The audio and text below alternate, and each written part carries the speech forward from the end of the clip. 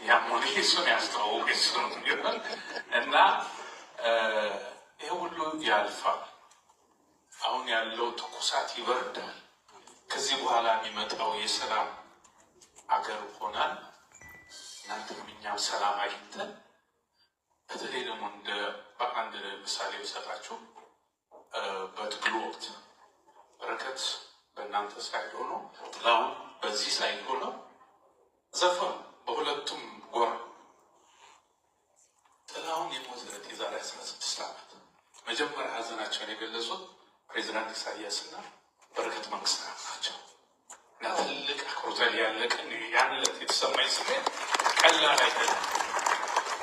አሁን እንደ በረከት እንደ ጥላሁን አይነት ሰዎች ቢኖሩ ወደ ሰላም የሚያመጡን በቃን የሚሉ እዛም እዚህ መጥተው የሚያስማሙን ትልቅ አርቲስቶች እንዲፈጠሩ